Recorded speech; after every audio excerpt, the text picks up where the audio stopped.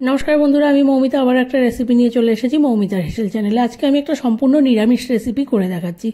शुधु निरामिषई ना, एटा किन्तु गरमकाले खाওয়ার जन्य खूब उपकारी एबं खेतेও खूब भालो लागे एटा। तो एबार की लागছে देखे नेওয়া যাক। लागছে आलू, এই যে বড় বড় করে কেটে নিয়েছি আমি আলুগুলোকে।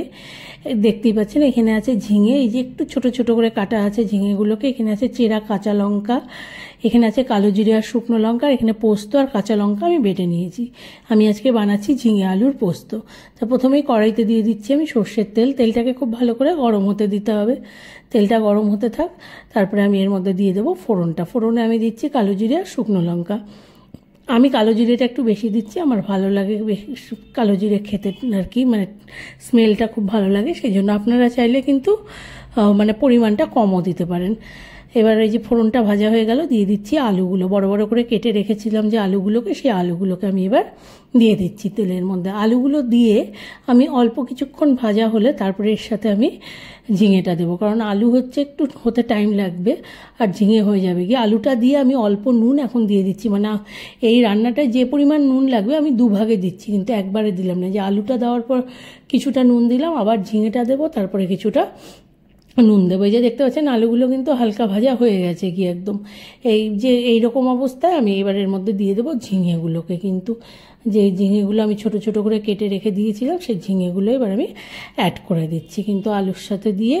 এই ঝিঙেগুলো দেওয়া হয়ে গেলে গিয়ে কিন্তু ঝিঙেগুলোকেও একটু সময় আবার ভাজা হতে দিতে হবে। তারপরে আমি পোস্ত বাটাটা দেবো আর কি। যে ঝিঙেগুলোকে ভালো করে মিশিয়ে দিচ্ছি আলুর সাথে, তেলের সাথে, সব কিছুর সাথে মেশানো হয়ে গেল গিয়ে। এবার আবার কি যে বাদবাকি নুনটা লাগবে আর কি, মানে নুনটা তো আমি আগেই বললাম দুভাগে দিচ্ছি, সেই পরিমাণ নুনটা এখন দিয়ে দিলাম আর কি। দিয়ে দিচ্ছি 3টে চেরা কাঁচা লঙ্কা। চেরা কাঁচা লঙ্কা আমি 3টে দিলাম, কারণ আমি পোস্ত বাটাতেও কিন্তু কাঁচা লঙ্কা দিয়ে বেটে রেখেছি। আমি 3টে কাঁচা লঙ্কা দিয়ে পোস্তটা বেটেছিলাম, আর এখন 3টে চেরা কাঁচা লঙ্কা দিয়ে দিলাম।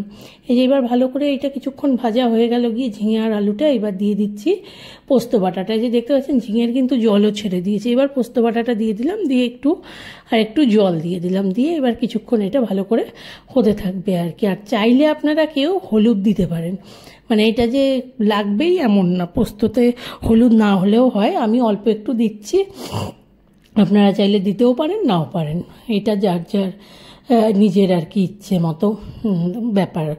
এটা কেউ দিলেও দিতে পারে নাও দিতে পারে। আমি অল্প হলুদ দিলাম, দিয়ে এবার এটাকে ভালো করে ফুটতে দিতে হবে। এই যে ভালো করে দেখতে পাচ্ছেন ফুটে উঠেছে, এটা কিন্তু হয়ে এসেছে। এবার আমি এর মধ্যে দিয়ে দিচ্ছি চিনি, কারণ পোস্ততে একটু চিনি না হলে ভালো লাগে না কিন্তু। এবার একটু চিনি দিয়ে দিলাম, দিয়ে ভালো করে এটাকে মিশিয়ে দিচ্ছি চিনিটাকেও সব কিছুর সাথে দিয়ে। এটাকে আর 2-3 মিনিট হলেই নামিয়ে দেবো। কিন্তু এই যে হয়ে গেছে গিয়ে ঝিঙে আলুর পোস্ত কিন্তু একদম রেডি হয়ে গেছে গিয়ে। এটা জাস্ট এখন আমি সার্ভিং বলে সার্ভ করে দেবো, মানে এটা এখন জাস্ট গরম ভাতের সাথে খাওয়ার অপেক্ষা আর কি। যে দেখতে পাচ্ছেন হয়ে গেছে গিয়ে, আমি এবার এটা সার্ভিং বলে সার্ভ করে দিচ্ছি। এবার সার্ভিং বলে সার্ভ করে দিয়ে লাস্টে আমি ওপর দিয়ে একটু সরষের তেল ছড়িয়ে দেবো, কারণ পোস্ততে একটু কাঁচা তেলের গন্ধটা খুব ভালো লাগে আমার, সেই জন্য এটা আপনারা ট্রাই করে দেখতে পারেন, ভালো লাগে কিন্তু এইভাবে। তা রেসিপিটা ভালো লাগলে একটু লাইক করবেন, কমেন্ট করবেন, শেয়ার করবেন। আমার চ্যানেলটাকে প্লিজ সবাই একটু সাবস্ক্রাইব করে নেবেন। যা গরম পড়েছে, সবাই সুস্থ থাকবেন, ভালো থাকবেন। অনেক অনেক ধন্যবাদ।